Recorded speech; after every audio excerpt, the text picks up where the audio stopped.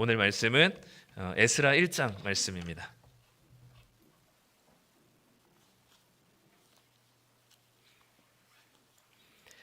구약 성경 710쪽에 있습니다.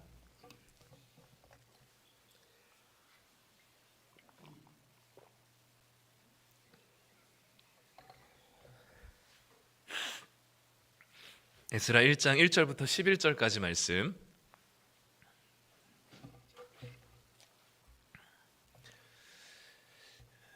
네, 우리 한 절씩 같이 교독하고요. 마지막 절 같이 읽도록 하겠습니다. 제가 먼저 읽겠습니다.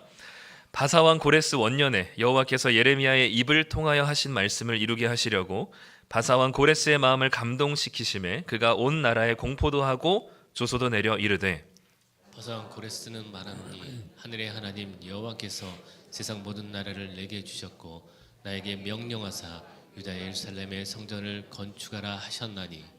네, 읽으실 때 우리 평소보다 한 톤 높여서 읽으시면 좋겠습니다. 다 이제 약간 죽어가는 목소리거든요. 우리 생명의 말씀을 읽기 때문에. 네, 3절부터 다시 읽겠습니다. 이스라엘의 하나님은 참 신이시라. 너희 중에 그의 백성된 자는 다 유다 예루살렘으로 올라가서 이스라엘의 하나님 여호와의 성전을 건축하라. 그는 예루살렘에 계신 하나님이시라. 그 남아있는 백성이 어느 곳에 머물러 살든지 그곳 사람들이 마땅히 은과 금과 그 밖의 물건과 짐승으로 도와주고 그 외에도 예루살렘에 세울 하나님의 성전을 위하여 예물을 기쁘게 드릴지니라 하였더라.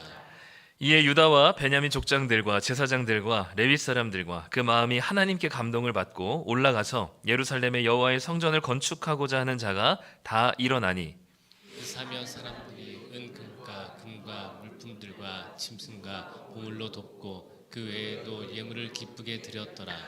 고레스 왕이 또 여호와의 성전 그릇을 꺼내니 옛적에 느부갓네살이 예루살렘에서 옮겨다가 자기 신들의 신당에 두었던 것이더라. 바사왕 고레스가 창고지기 미드달에게 명령하여 그 그릇들을 꺼내어 세워서 유다 중동 세스바살에게 넘겨주니 그 수는 금 접시가 30개요 은 접시가 1000개요 칼이 29개요 승개요 그보다 못한 은 대접이 410개요 그 밖에 그릇이 1000개요. 함께 읽습니다. 금, 은 그릇이 모두 5400개라. 사로잡힌 자를 바벨론에서 예루살렘으로 데리고 갈 때에 세스바살이 그 그릇들을 다 가지고 갔더라. 아멘. 네, 좋습니다. 우리 일부 예배 나오신 성도님들 환영하고 축복합니다. 네, 오늘 아침에 이렇게 나오는데 하늘이 너무 예쁘더라고요. 그래서 사진을 이렇게 찍었는데 이게 눈으로 보는 것보다 사진이 그렇게 막 썩 담아내질 못해가지고 너무 아쉽긴 한데 네, 아침에 하늘이 너무 예뻤습니다. 구름이 이렇게 겹쳐져 있고 그 사이로 이렇게 해가 이렇게 쫙 나는 모습이 너무 아름다워 보였는데요. 네, 요즘 날씨도 그렇고 감기도 아주 독해가지고 저도 네, 한 주 내내 네, 코를 찔찔거리면서 네, 기침도 하고 그래가지고 아까 찬송 드릴 때 네, 굉장히 네, 불안하셨죠. 네, 저도 이 삑사리가 아마 조금씩 났던 것 같은데 네, 굉장히 불안했습니다. 네, 감기 조심하시고 네, 따뜻한 차 많이 드시고요. 우리 오늘은 이제 에스라 말씀을 함께 볼 텐데요. 우리 성도님들은 약속을 잘 지키시는 편이신가요? 네, 저는 약속을 남발하는 편이고 잘 안 지키는 편이긴 합니다. 저 아이들한테도 그렇고요. 이게 보니까 왜 그런가 보니까 당장의 위기를 모면하려고 자꾸 약속을 남발을 하고 네, 그다음에 또 그거를 지킬 만한 능력은 또 되지 못해가지고 또 매번 약속을 어기는 아주 나쁜 아빠의 모습이긴 합니다. 우리 그 약속을 한다는 것, 네, 그리고 그 약속이 있다는 것은 어쨌든 약속에 대한 기대를 하게 되고요. 그 약속에 대한 성취가 그 약속이 이루어지는 것들을 통해서 기쁨을 누리게 됩니다. 이것의 반복을 이 약속을 하고 그 약속이 지켜지는 것을 계속해서 반복적으로 경험하면서 우리는 그 사람을 또는 그 대상을 믿을만하다라고 여기는 것이죠. 오늘도 우리가 읽은 이 에스라 말씀에 이 약속에 근거한 이 하나님의 이 성취가 드러나고 있는데요. 이것을 에스라에서 어떻게 좀 읽고 이해하고 또 우리가 에스라 말씀을 통해서 어떻게 좀 해석하고 내 삶에 적용할 수 있는지를 좀 고민해 봤으면 좋겠습니다. 오늘부터 3주 동안 이 에스라 본문을 가지고 말씀을 나누게 될 겁니다. 우리 성도님들은 또 어제부터 시작된 에스라 1장 1절부터의 이 본문을 계속해서 묵상하시게 될 거고요. 바쁘시겠지만 네, 말씀 묵상을 꼭 하시길 부탁드립니다. 네, 적어도 본문을 3번 정도는 읽고 아침을 시작하시거나 밤에 잠을 드시는 최소한의 양심을 가지신 성도님들 되셨으면 좋겠어요. 그래서 말씀을 꼭 가까이 하시고요. 그 말씀 안에서 또 하나님이 우리에게 주시는 그 따스하고 세미한 음성들을 들으셨으면 좋겠습니다. 이제 이 에스라는요, 포로 귀환부터의 이야기를 쓰고 있습니다.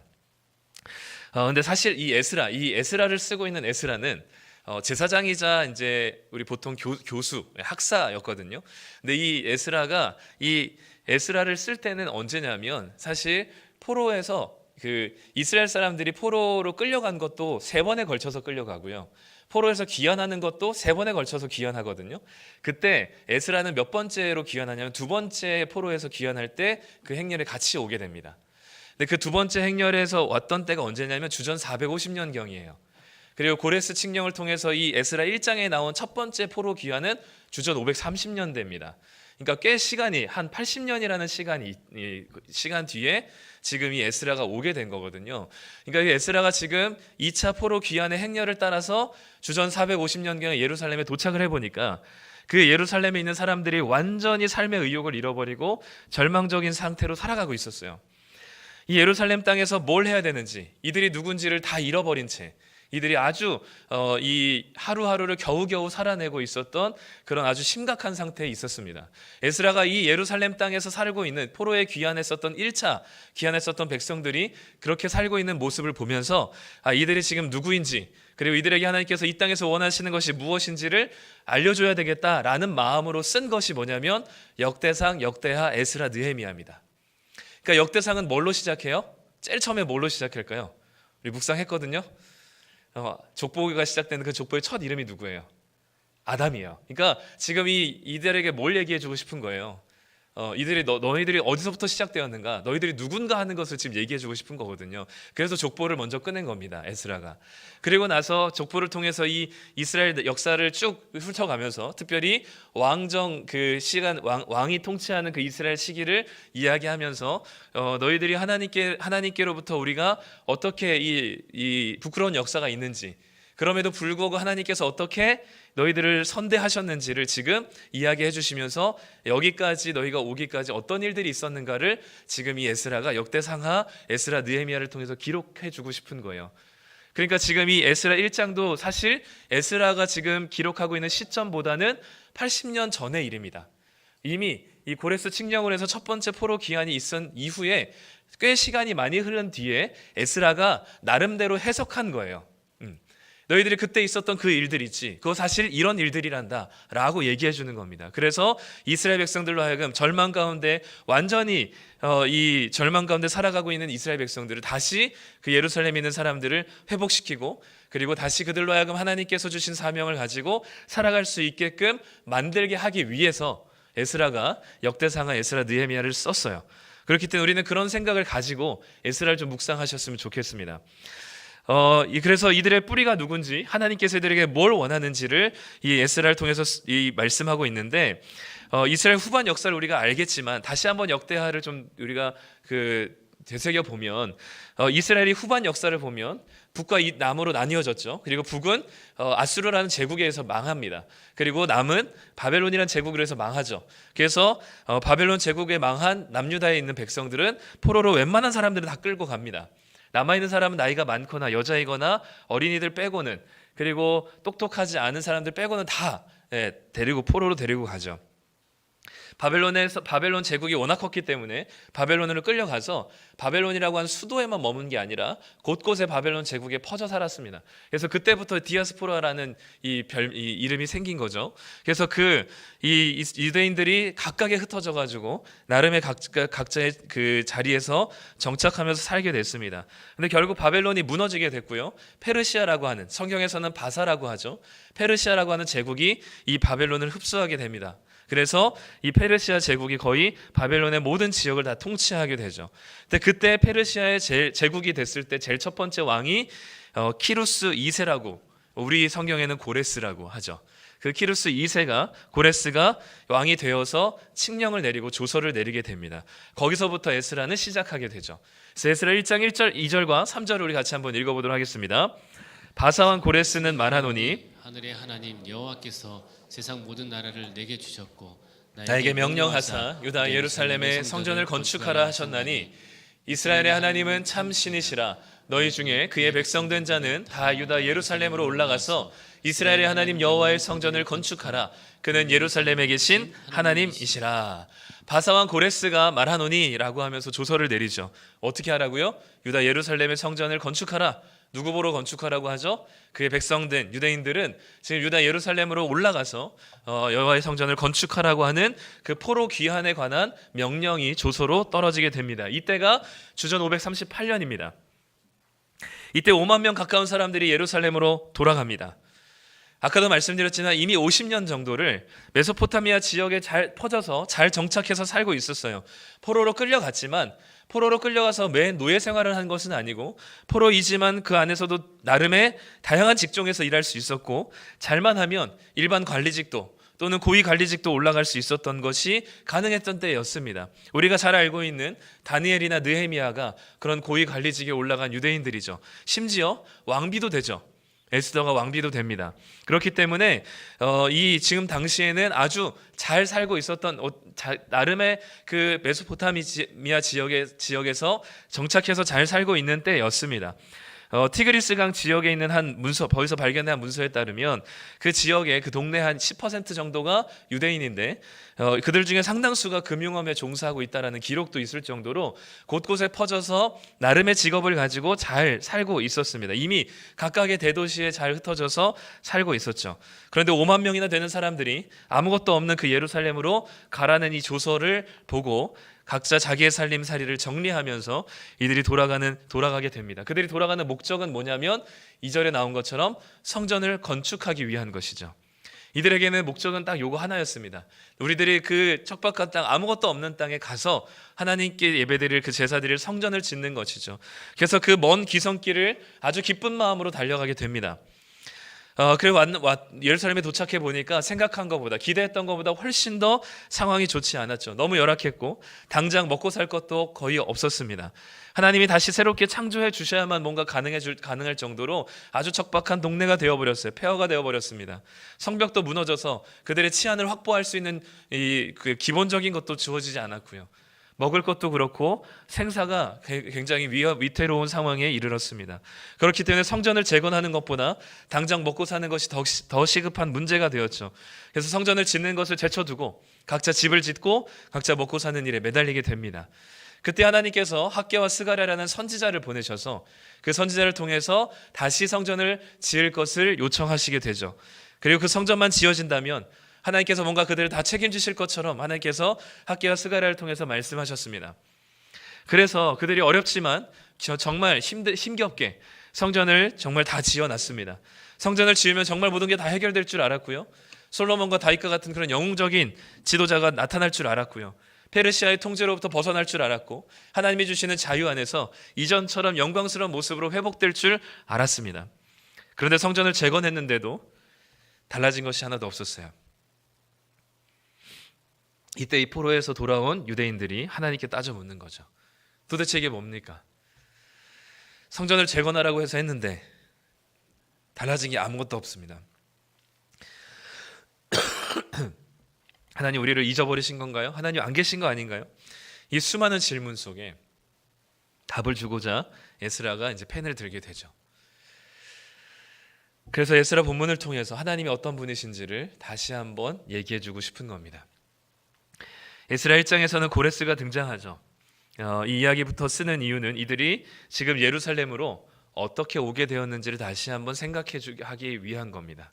이미 지금 이 에스라를 쓰고 있을 때는 이미 그 포로에서 귀환한 지 80년 이상 넘은 아득한 먼 이야기입니다. 다음 세대들도 그 예루살렘에서 태어난 세대들도 있었을 것이고요. 그래서 그 바벨론에서 어떻게 돌아왔는지를 잊어버린 사람들도 있었을 거예요. 그래서 에스라는 1장부터 시작하기를 어떻게 돌아왔는지부터 시작을 합니다. 너네 여기 어떻게 왔냐? 누가 보냈냐? 라고 묻는다면 유대인들은 뭐라고 대답할까요? 고레스가 보냈다라고 대답하겠죠. 에스라는 그 대답에 맞다. 고레스가 조서를 통해서 우리가 예루살렘에 올 수 있었던 게 맞다라고 얘기합니다. 그런데 그 숨겨진 하나의 이야기를 이야기하죠. 그런데 그거 알아? 그거 사실 하나님이 하신 거야. 하나님이 고레스를 통해서 너희를 여기까지 인도하신 거야. 이렇게 이야기하고 있습니다. 그래서 오늘 우리가 읽은 1절에 보면 바사한 고레스 원년에 고레스가 이렇게 했다라고 하기 전에 이것을 누가 주어를 누구로 쓰냐면 여호와께서 바사왕 고레스의 마음을 감동시키셔서 그가 조서를 선포했다라고 얘기합니다. 고레스도 뭐라고 얘기해요? 나 고레스가 얘기하는데 하늘의 하나님 여호와께서 나로 하여금 명령하셔서 이 예루살렘의 성전을 지으라고 하나님께서 나한테 명령하셨다라고 얘기합니다. 그러니까 지금 이 에스라는 80년 전에 있었던 그 고레스 칙령을 누구의 일로 얘기하고 있는 건가요? 여호와께서 하신 일로 해석을 하고 있는 겁니다. 하나님께서 고레스의 마음을 감동시키셨대요. 고레스도 하나님 여호와께서 나에게 명령했대요. 고레스가 너희들에게 자유를 준 것으로 알고 있겠지만 사실 하나님이 너희들에게 자유를 줬다는 사실을 에스라는 얘기해주고 싶은 겁니다. 하나님이 고레스의 마음을 감동시켜서 고레스가 유대인들에게 본국으로 돌아오도록 하게 하셨다는 것이죠. 하나님께서 고레스의 마음을 감동시키셔서 하나님께서 너희들을 여기로 보내셨다라는 말을 들을 때 우리 성도님들께서는 좀 은혜가 되십니까? 아니면 좀 억지스럽다고 느껴지십니까? 저는 믿음이 좀 부족해서 많이 억지스럽다라고 느껴집니다. 네, 이거는 뭐 코에 걸면 코걸이, 귀에 걸면 귀걸이, 하나님께서 다 하셨다라고 하면 끝나지 않는가라는 생각도 드는 거죠. 그런데 에스라는 1장을 기록하면서 한번 생각해 보라는 겁니다. 성도님들도 한번 생각해 보시죠. 포로로 있었던 이 하나님의 자녀들, 이 유대인들이 예루살렘으로 돌아가기 위해서 한 것이 있습니까? 예루살렘에 돌아가기 위해서 고레스 왕에게 뭐 탄원서를 넣었나요? 아니면 고레스 왕에게 뇌물을 바쳤나요? 아니면 고레스 왕에게 뭔가를 아부를 떨었나요? 아니면 고레스 왕에게 뭔가를 대단한 것을 노력한 것이 있나요? 없죠. 아무것도 하지 않았습니다. 이 어떤 포로에 있는 노예로 있었던 이 민족이 해방되어서 본국으로 아무런 전쟁 없이 갈등 없이 돌아간다는 것이 쉽게 있을 수 있는 일인가요? 흔한 일인가요? 평범한 일인가요? 그렇지 않죠. 이게 얼마나 어렵고 힘든 일인데 이렇게 쉽게 본국으로 돌아올 수 있게 된 것, 이것 자체로도 굉장히 놀라운 일이라고 지금 이야기해주고 있는 겁니다. 근데 이러면서 에스라는 오늘 우리가 읽은 1장 본문을 통해서 포로에서 지금 예루살렘으로 돌아온 것을 하나님의 전적인 능력으로 약속의 땅으로 왔었던 출애굽의 모습을 계속해서 연상시키는 이야기들을 하고 있어요. 특별히 6절에 보면 그 주변에 있는 많은 사람들이 얘네들이 예루살렘으로 갈 때 은과 금과 각종 보물을 주게 됩니다. 이스라엘 백성들이 그 애굽의 노예로 있다가 10가지 하나님의 전적인 재앙의 능력으로 통해서 다시 가나안 땅으로 돌아가게 될 때 이 수많은 주변에 있었던 민족들을 통하여서 애굽의 사람들을 통하여서 수많은 은과 금과 보석들을 받게 됩니다. 그리고 모세가 바로에게 했었던 이들을 놓아주라고 했었던 목적이 제일 중요한 목적이 뭐였어요? 하나님을 예배하기 위함입니다. 지금 이 바벨론의 포로로 잡혀 있었던 이 사람들이 본국으로 돌아가는 목적이 뭐예요? 하나님께 예배하는 성전을 짓는 겁니다. 그렇기 때문에 지금 이 예스라 1장을 통해서 너희들이 그 본국으로 돌아가기 위해서 한 것이 있냐? 그러면 이것이 다 전적으로 너희들이 한 것이 하나도 없다면, 그리고 너희들에게 지금 이 받고 있는 여러 가지 도움을 받고 있었던 그 상황과 너희들이 지금 그 예루살렘으로 돌아가려고 하는 그 목적까지도 다 뭐와 같냐면 출애굽과 같다는 것이죠. 그 출애굽은 누가 보더라도 이스라엘 백성들에게는 아무것도 이스라엘 백성들이 한 것이 없지만 하나님의 전적인 능력으로 그들을 구원하셔서 하나님의 땅으로 돌이키게 하셨던 그 출애굽의 모습을 연상시키면서 이 또한 너희들은 보이지 않겠지만 하나님께서 하신 하나님의 전적인 능력이고 이 말도 안 되는 본국으로 돌아가게 하시는 그 하나님의 은혜가 너희들이 이 땅에 오게 된 그 첫 번째 발걸음이라는 사실을 얘기해주고 있었던 것이죠. 그렇기 때문에 지금 너희들의 이 땅이 어렵고 힘들지만 이 땅에 어떻게 왔는지를 지금 이야기해주고 있습니다. 그것은 하나님의 능력으로, 하나님의 일하심으로 지금 여기로 왔다는 것이죠. 그러면 또 묻겠죠. 아니, 그게 어떻게 하나님께서 하신 일이라고 생각할 수 있어? 우연히 일어난 일일 수도 있잖아요. 우연한 기적 같은 것도 있잖아요. 뭐 하나님께서 하지 않아도 우연히 일어나는 어떤 특별한 일들도 있잖아요. 그 질문에 에스라는 오늘 한 가지 근거를 제시합니다. 그게 바로 1절에 이렇게 얘기하죠. 여호와께서 예레미야의 입을 통하여 하신 말씀을 이루게 하시려고 라고 얘기합니다. 하나님께서 일하셨다는 사실, 하나님께서 이 모든 포로에서 귀환한 과정들을 하나님께서 하셨다는 사실을 지금 하나님이 어떤 분이시라는 사실을 이야기하면서 얘기해주고 싶은 거냐면 이미 하나님께서 이전에 포로 귀환에 대한 약속을 하셨고 그 약속의 말씀을 이루시기 위하여서 하나님께서 고레스의 마음을 감동시키신 것이라는 이야기를 하고 있는 겁니다. 예레미야 입을 통해 하신 말씀을 이루게 하시려고. 하나님께서 예레미야를 통해서 무슨 말씀을 하셨길래요? 예레미야 25장과 29장에 이런 말씀이 있습니다. 우리 같이 한번 읽어보겠습니다. 여호와의 말씀이니라 70년이 끝나면 내가 바벨론의 왕과 그의 나라와 갈대아인의 땅을 그 죄악으로 말미암아 벌하여 영원히 폐허가 되게 하되. 29장 10절 읽겠습니다. 여호와께서 이와 같이 말씀하시니라 바벨론에서 70년이 차면 내가 너희를 돌보고 나의 선한 말을 너희에게 성취하여 너희를 이곳으로 돌아오게 하리라 라는 이야기를 하셨어요. 아까 우리가 고레스 칙령이 주전 530년경에 있었다고 했었죠. 538년에 있었는데 예레미야 25장 말씀은 주전 605년, 그러니까 고레스 칙령이 있기 80년 전에 이미 하나님께서 예레미야를 통해서 약속을 하셨습니다. 예레미야 29장은 주전 594년이니까 이미 60년 전에 하나님께서는 수십 년 전에 이스라엘이 다시 돌아오겠다는 약속의 말씀을 하나님께서 이미 예레미야에게 하셨습니다. 그리고 더 쇼킹한 것은 하나님께서 이사야를 통해서 그 대상이 하나님께서 이 이스라엘 백성들을 돌아오게 하시는 하나님의 사람을 누구로 그 이름을 이야기하고 있냐면 구체적으로 이렇게 이야기하고 있습니다. 우리 이사야 45장 1절과 13절을 함께 읽겠습니다. 여호와께서 그의 기름 부음 받은 고레스에게 이같이 말씀하시되 내가 그의 오른손을 붙들고 그 앞에 열국을 항복하게 하며 내가 왕들의 허리를 풀어 그 앞에 문들을 열고 성문들이 닫히지 못하게 하리라. 내가 공의로 그를 일으킨지라 그의 모든 길을 곧게 하리니 그가 나의 성읍을 건축할 것이며 사로잡힌 내 백성을 값이나 갚음이 없이 놓으리라. 만군의 여호와의 말이니라 하셨느니라. 이미 주전 700년경입니다. 그러면 고레스가 538년이니까 한 160년에서 170년 전에 이미 이스라엘을 통해서 하나님께서 이스라엘 백성들을 본국으로 돌려보내게 하실 그 왕이 누구신지를 그 이름을 적어놨어요. 그렇기 때문에 이게 너무 말이 안 된다라고 해서 어떤 사람들은 이사야 후반부의 부분들은 나중에 에스라가 추가한 것이라고도 이야기를 합니다. 그러나 우리가 하나님의 말씀이 우리가 하나님의 말씀을 그대로 믿는 아주 보수적인 신앙을 가진 사람들로서 이 말씀이 하나님께서 이사야에게 하신 말씀인 것을 믿는다면 우리는 이 말씀이 하나님께서 이미 150년 전에 160년 전에 하나님께서 주신 그 예언의 말씀들이 성취되고 있다는 사실을 알고 있는 것이죠. 그렇기 때문에 지금 에스라가 하고 싶은 말이 뭐냐면 결국 예레미야 이사야를 통해서 하나님께서 바벨론을 무너뜨리실 것이고 페르시아에 하나님께서 세우시는 고레스 왕을 통해 너희들을 본국으로 돌아오게 하실 것이라는 그 예언의 말씀을 이미 하셨고 그 약속의 말씀들이 지금 너희들에게 성취됐던 것이다라는 사실을 얘기해 주고 있는 거죠.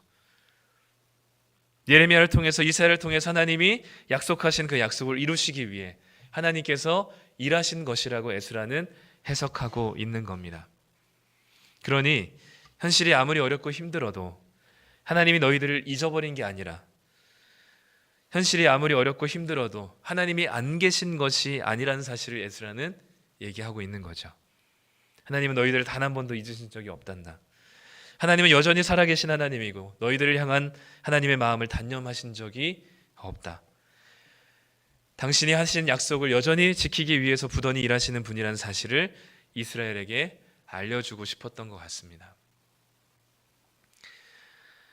하나님께서는 약속하신 것에 대해서 저처럼 허언하시는 분이 아니십니다. 하나님은 약속하신 것을 반드시 지키시는 분이죠. 한 10년 전에 나왔던 영화였던 걸로 기억하는데 인터스텔라라는 영화를 보면 아빠가 이제 지구와 더 이상 살 수가 없어서 새로운 곳을 지구를 살리기 어쨌든 지구 생명체를 살리기 위한 프로젝트에 이 아빠가 가게 되죠. 주인공이. 그래서 이제 우주선을 타고서 이제 가게 되는데 딸이 이 아빠가 가는 것을 굉장히 싫어해서 막 울고 막 이렇게 떼를 쓰고 합니다. 근데 아빠가 반드시 돌아오겠다고 약속을 하죠. 그러면서 이제 이 딸은 아버지가 자기를 떠났다는 사실 때문에 평생을 원망하면서 지냅니다. 근데 이제 막 우여곡절 끝에 블랙홀에 이 남자가 들어가게 되고 이 5차원 세계에 들어가게 돼서 시간에 이제 거기는 이제 5차원의 시간이 왜곡이 일어나는 곳이다 보니까 이제 그 책장 그 딸이 있는 방에 책장에 도착하게 되죠. 저 책장 너머로 딸의 모습이 보이는 겁니다. 그래서 이 어떻게든 이제 이 지구를 살릴 수 있는 방법을 알려주기 위해서 이 책장을 마구 때리고 막 흔들게 되죠. 했더니 현실 세계였던 딸이 있는 그 그 자기 방에 책장에서 책이 막 후두둑 떨어지게 됩니다. 그걸 보고 이게 아빠의 사인이란 사실을 알게 되고 이 딸이 알게 되고요. 그리고 아빠가 정말 돌아왔다는 사실을 확신하게 됩니다. 그리고 그 아빠의 메시지를 듣고 이 딸도 과학자였거든요. 이 딸이 결국 어쨌든 그 아버지가 원하는 대로 그 이 지구 생명을 구하는 일을 하게 되죠. 그리고 나서 어쨌든 이곳은 블랙홀은 시간의 왜곡이 있기 때문에 지구에서 시간보다 훨씬 더 단축된 시간이라 시간이 느리게 가기 때문에 어찌 블랙홀에서 빠져나와서 아빠가 이제 그 현실 세계로 지구로 돌아와서 딸을 맞이했을 때 이미 딸은 나이가 많이 들어서 할머니가 되어버렸습니다. 그래서 그 침상에 누워 있는 그 딸을 보고 그 딸과 마주하면서 딸이 정말 아빠가 돌아왔네라고 이야기하면서 이 영화가 끝나게 되죠. 그래서 이제 어떤 사람이 이 영화에 대해서 사랑이 중력을 넘었다라고 이제 표현을 하게 되는데요. 이런 것처럼 하나님께서 우리에게 약속하신 반드시 너희를 돌아오게 하겠다라고 하나님께서 이스라엘 백성들에게 약속하신 그 약속을 예레미야를 통해서 하신 일을 이루시기 위해서 하나님께서는 하나님의 약속을 성취하셨다는 사실을 지금 이 예루살렘 땅에서 절망 가운데 성전을 지었지만 아무것도 회복되지 않고 달라지지 않은 이들에게 하나님께서 다시금 이야기하고 계신 것이죠. 내가 너희들을 놓고 있는 게 아니라 너희들의 삶을 돌보고 있지 않은 것이 아니라 내가 너희들에게 한 약속들을 지금까지 지켜왔단다라는 이야기를 하고 있는 겁니다. 하나님께서 부지런히 일하시며 당신의 백성들을 위해서 약속하시고 그 약속하신 것을 성취하신다는 이 일들을 우리가 이 하나님을 이렇게 알고 있다면, 그리고 그렇게 믿고 있다면 우리는 우리의 삶을 바라보고 살아가는 시선과 태도가 어떻게 달라질까요? 당장에 좀 어렵고 힘든 일들, 뭔가 예수님을 믿지만 교회를 다니지만 그럼에도 불구하고 나아지지 않는 삶, 뭔가 예수님을 믿음으로 좀 더 형편이 나아지고 좋아지면 전도하기도 좋겠다라고 생각하겠지만 전혀 그것이 현실로 이루어지지 않을 때 오히려 더 어그러지고 더 무너지는 것 같은 현실 속에서 하나님이 계신가, 아니면 하나님이 나를 잊어버린 거 아닌가, 도대체 나는 누군가라는 그런 고민과 생각 속에 하나님께서는 오늘 우리에게 에스라를 통해서 여전히 우리를 기억하시고 당신이 하신 약속을 잊지 않으시는 하나님이시라는 사실을 우리에게 보여주고 계시는 것이죠. 하나님께서 그래서 고레스의 마음을 감동시켰다라고 얘기합니다. 이 지점에서 우리는 참 마음이 불편하죠. 네, 고레스는 전혀 그럴 생각이 없었는데 하나님께서 고레스에게 그런 마음을 강제로 주입하신 것 같아서 어떻게 하나님께서 인간을 이렇게 로봇처럼 대하실까라는 생각하기도 합니다. 하나님 마음대로 하기 위해서 마치 사람의 마음 따위는 아무것도 아닌 듯이 대하는 것 같은 표현들이 우리의 마음을 좀 불편하게 하죠. 그런데 성경에서 하나님께서는 하나님께서 고레스의 마음을 감동시키셨다는 말은 그럴 마음이 없었는데 억지로 하나님께서 그런 마음과 생각을 주입하셨다는 이야기는 아닙니다. 이 1차적인 마음을 감동시켰다는 1차적인 이야기는 뭐냐면 억지로 하지 않았다는 뜻이에요. 그러니까 고레스가 외부적인 어떤 상황 때문에 또는 하나님께서 정말 강제로 주입하셔서 한 게 아니라 자발적으로 했다는 뜻이 마음을 감동시켰다는 의미 중에 하나입니다. 또 두 번째는 하나님께서 사람을 통해서 하나님께서 일하실 때 하나님께서 마음을 감동시키심으로 일하신다고 표현하는데 성경에서는 이것은 뭐냐면 하나님께서 인간의 자유와 선택을 침해하시거나 그것을 꺾어버리지 않으시면서도 그 자유와 선택을 존중하시면서도 하나님의 뜻을 이루시는 지혜로우신 분이라고 성경은 얘기하고 있습니다. 그러니까 우리는 우리의 각자대로 내가 원하는 바대로 선택하고 결정하지만 하나님께서 이제 각자가 선택하는 그 결정을 가지고도 하나님은 하나님의 뜻을 이루실 수 있다는 분이시죠. 그렇기 때문에 하나님은 지혜롭다 얘기하는 겁니다.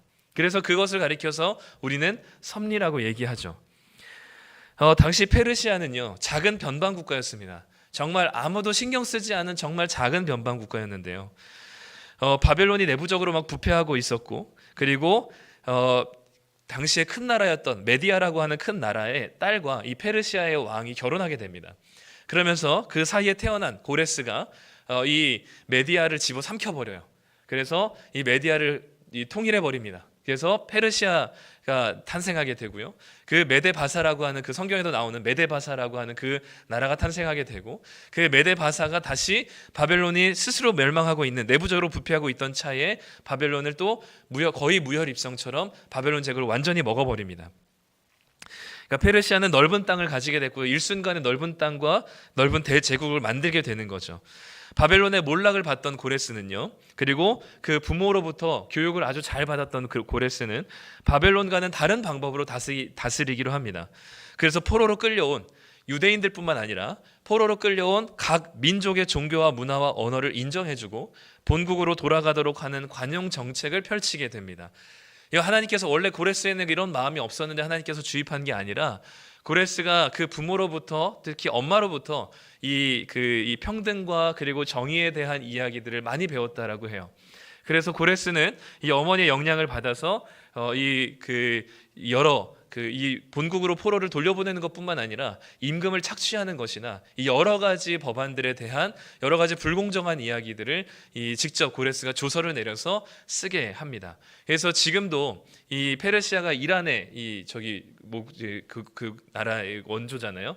그래서 이 고레스, 이 키루스 2세를 너무너무 좋아합니다. 완전한 성군, 우리나라 세종대왕 같이 엄청난 성군으로 이해를 해요. 그래서 그래서 고레스 실린더라고 하는, 아마 옛날에 역사책에서도 보셨던 경험이 있을 텐데, 이 점토로 만들어진 저희 토기에 이 고레스의 이 이야기들이 적혀 있습니다. 1879년에 이게 발견됐는데 거기 이렇게 적혀 있어요. 한 구절이 나 고레스는 제국에 속한 여러 나라들의 전통과 관습과 종교를 존중할 것임을 선언하는 바이다. 오늘날 모든 사람은 종교 선택의 자유가 있음을 천명하는 바이다 라고 얘기하면서, 역사적으로 이것이 이 고레스 실린더라고 부르는 이것이 최초의 인권 선언문으로 불립니다. 그럴 정도로 페르시아의 이 고레스는 이 바벨론과는 다른 정책을 펼치게 되었고, 그래서 그 페르시아는 특별히 이 넓은 나라를 다스리기 위해서 지역을 구분을 해놨고 그 지역마다 총독을 세웠고요. 그리고 그 지역에 우체국을 설치해서 이 페르시아의 조서가, 중앙 집권의 조서가 그리고 명령이 빠른 시간 안에 전국으로 퍼질 수 있도록 그 모든 이 시스템을 만들어 놨습니다. 그런 식으로 이런 상황 속에서 페르시아가 너무나 큰 제국이다 보니까 저 끝방에 있는 수도에서도 멀어져 있는 그 변방 지역을 다스리기 위해서 총독을 세워놨는데, 그 중에서도 제일 말썽을 부렸던 나라가 어디냐면 이집트였습니다. 애굽은 늘 이제 반란을 일으켜서 독립하기 위한 시도들을 너무나 많이 했기 때문에 이 페르시아 입장에선 가장 끝에 있었던 그 이집트가 제일 신경 쓰이는 나라였고요. 그 나라를 어떻게 하면 좀 잘 견제하고 거기에 있었던 일어난 일들을 좀 감시하기 위한 방편으로 뭘 생각한 거냐면, 거기에 그 이집트 바로 앞에 있는 예루살렘, 그 가나안 땅에 있는 이스라엘 백성들이 페르시아의 눈이 되기를 원했던 거죠. 그래서 그 페르시아 제국에 있었던 그 고레스가 이 유대인들을 에스라 1장에서처럼 조서를 내려서 그들의 본국으로 보내면서 얘네들에게 총독을 새로 세워주고 그 총독을 중심으로 이집트를 견제하고 거기를 감시할 수 있도록 얘네들을 그쪽으로 본국으로 돌려보내는 일을 하게 됩니다. 그러니까 결정적으로 지금 고레스는 없었던 마음을 하나님께서 주입하신 게 아니라 자신의 정치적 그리고 자신의 이 통치의 방향과 그리고 정치적인 결정을 내린 겁니다. 그래서 자기의 이득이 될 수 있는 방향으로 유대인들을 지금 자기의 본국으로 돌려보낸 겁니다. 유대인뿐만 아니라 모든 민족들을요. 그 과정 속에서 하나님께서는 그 마음을 사용하시고 그들의 그 결정을 존중하시고 그 결정을 통하여서 하나님께서는 하나님의 백성들을 본국으로 돌려보내시는 하나님의 은혜의 일들을 하셨다라는 겁니다. 아마도 많은 신학자들이 그렇게 추측합니다. 다니엘이 여러 세대들을 통해서 총독을 하고 그리고 굉장히 고위 관리직이 있었기 때문에 영향력을 미쳤기 때문에 아마도 다니엘은 우리가 알고 있었던 것처럼 예루살렘 성전을 향해 3번씩 정해진 시간에 기도할 정도로 아주 신앙심이 투철했던 사람이었죠. 그렇기 때문에 이사야, 예레미야 이 예언을 누구보다 잘 알았을 것이라고 생각합니다. 그래서 고레스에게 아마도 이 다니엘이, 나이가 많은 다니엘이 이 예레미야 예언과 그리고 이사야의 예언을 보여줬을 것이라고 많은 신학자들이 추측합니다. 그래서 아마 고레스는 이것이 자신의 사명이라는 것을 또한 자신의 결정 상황 속에서 알았을 것이고요.